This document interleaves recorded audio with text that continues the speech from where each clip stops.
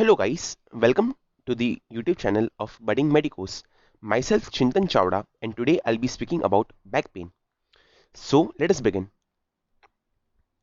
Back pain definition. Back pain can be defined as pain of any nature felt in any region ranging from thoracic spine to the pelvis. Generally, back pain is classified as mechanical or non-mechanical and can be subdivided by regional involvement. Etiology. There are numerous causes of back pain. Generally, pain can be attributed to nerve root compression and subsequent inflammation, mechanical damage to and inflammation of spinal components, degenerative and bony changes, and other causes, example psychogenic and the referred pains. It should be noted in a large proportion of cases, back pain is idiopathic, that is, the cause is unknown. What causes the back pain? Here is a diagram which shows us different cause which could be causing back pain, such as the muscle strain and sprain, osteoporosis, sciatica, vertebrae stress fractures, spinal stenosis, bulging and ruptured disc, spine osteoarthritis. Specific examples of back pain. It could be caused due to muscle spasms and strain, ligament, muscle tendons. So when we talk about the muscle spasms and strain, it is very important to know that in the fast lifestyles which we are living into, stress is one of the most common cause which could be causing a backache. As we all know that we all are generally stressed here in different ways of life. So what happens is generally that when a person is stressed, there is arterial constrictions. The arterial constrictions could lead to less supply of blood to the muscles and there could be muscle spasms and strain. So in a way, stress is one of the major leading causes of backache which are idiopathic, wherein there is no pathological involvement involved. Alright, so we have to keep in mind the stress aspect as well in here. It could be also due to intervertebral disc prolapse, osteoarthritis, osteoporotic compression fractures, traumatic injuries, fibromyalgia, ankylosing spondylitis and sacroiliitis, spinal stenosis, that is narrowing of spinal canal, lateral root stenosis, narrowing of root canal, spondylosis, that is deficiency of pars interverticularis of neural arc, spondylolisthesis, which is vertebral body slips forward, rheumatic disorder, example RA, rheumatic arthritis and polymyalgia rheumatica, Paget's disease, scoliosis, pains from osteoid osteoma of vertebral pedicle. Referred frame could be from chest, abdomen and pelvis. Pregnancy and poor posture along with the lifestyle changes and lifestyles including smoking. So now we look into the incidence part of backache, how commonly and how generally it occurs. So back pain is one of the most common health problem in India, US and UK and basically all around the world. It is estimated that 50 to 80% of adults have experienced back pain at some point in life. Now we look into the epidemiology of back pain.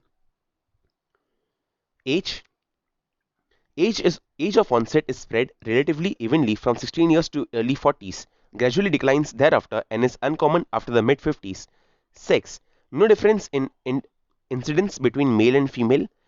Comorbidities, back pain is commonly associated with other conditions such as osteoarthritis. Occupation, it is generally thought that back pain is more common in those with manual occupations who undertake heavy lifting such as laborers and many people who work in industry and do industrious works. And associations, there is a strong association between smoking and back pain, possibly due to complex interaction of demographic variables. Now we look into the pathology of low back pain and sciatica.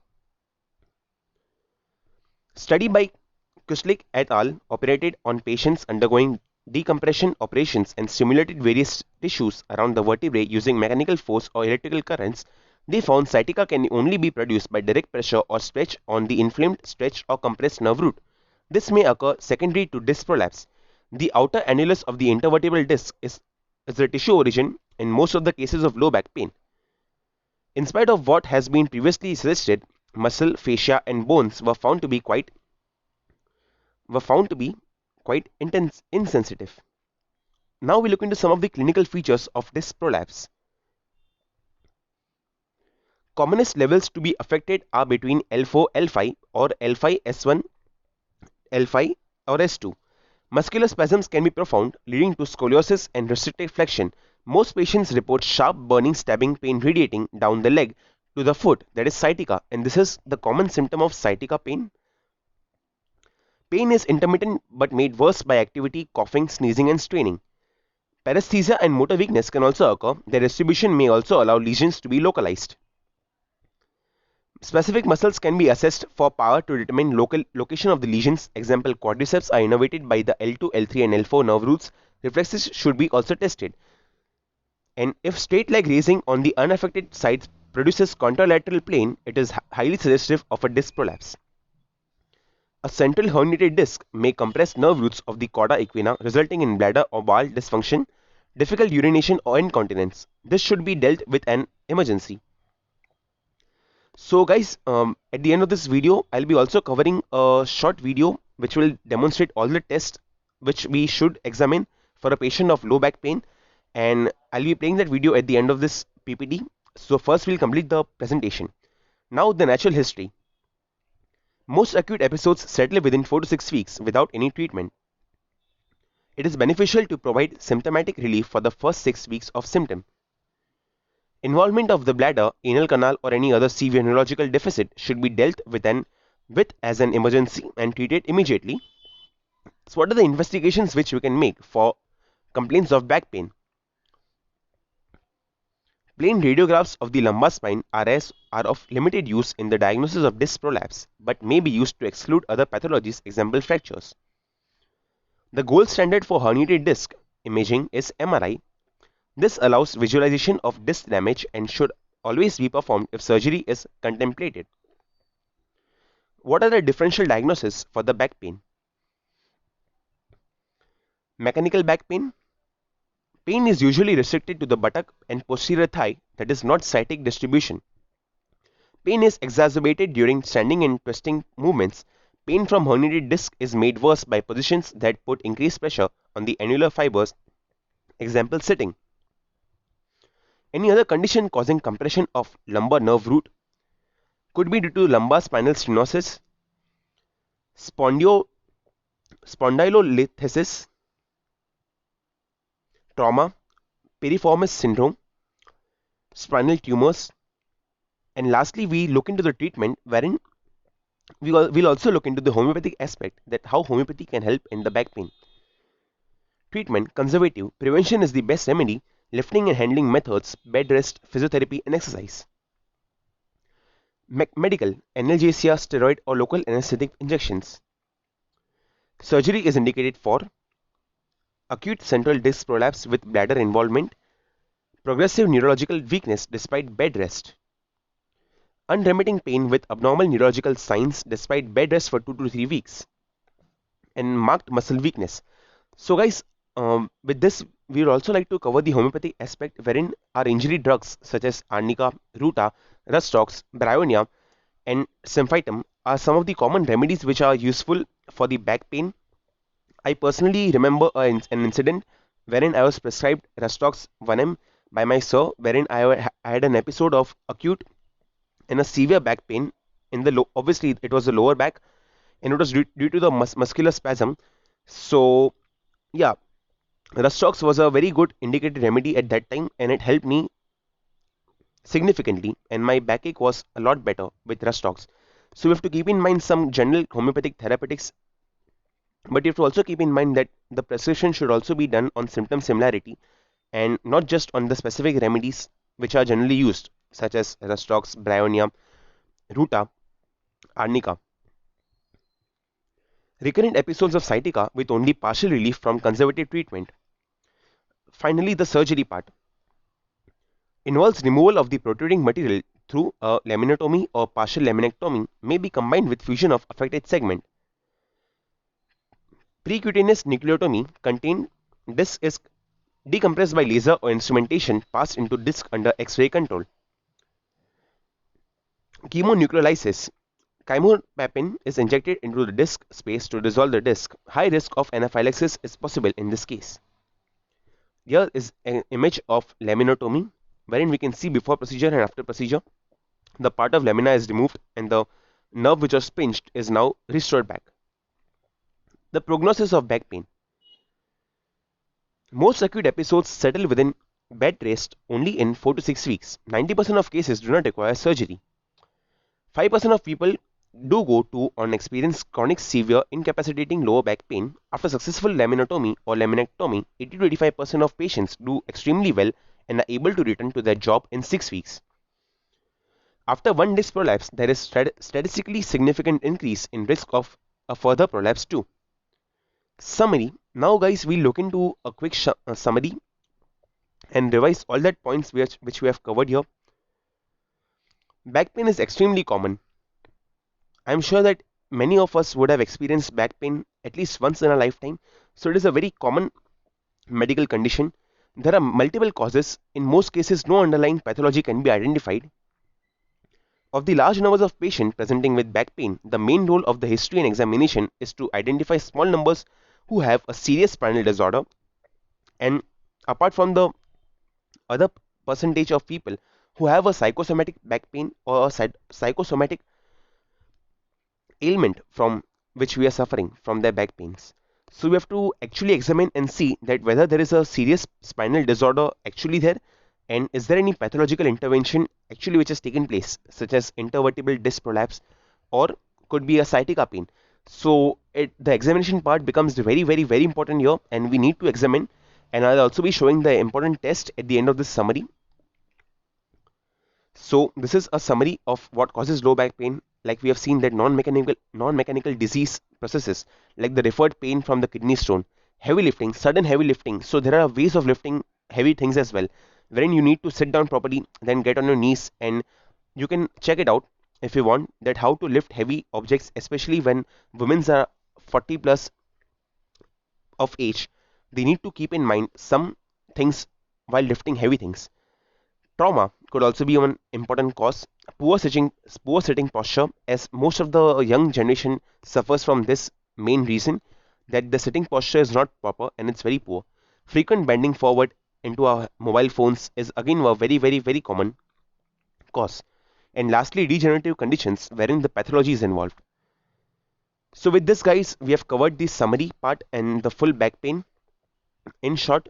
So now I'll be showing you all the important tests which are supposed to be done by a medical examiner doctor and a student who is into medical school, and some tests which he needs to keep in mind while performing and while inspecting and examining a patient of low back pain or in common back pain. So now let us move into that video.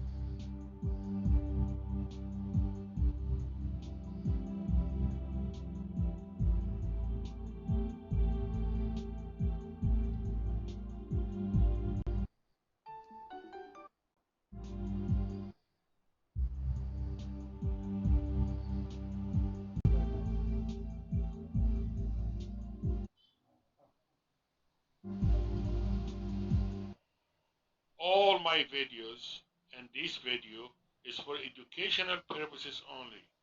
Please consult your doctor before you make any decision about your medical care. So with this, guys, we come to an end of this different test which was supposed to be done for patients of low back pain. And I conclude my video with a request that please do subscribe to our channel of the Budding Medicos. Our ma'am, Dr. Tarul ma'am, has taken this initiative to inspire young generations of doctors to develop their clinical skills. And our Department of Surgery of CMP, under the guidance of Tarul ma'am, has decided to start this new venture. So please do support us as well, and please do like, share, and subscribe this video to all your friends. Thank you very much, and take care.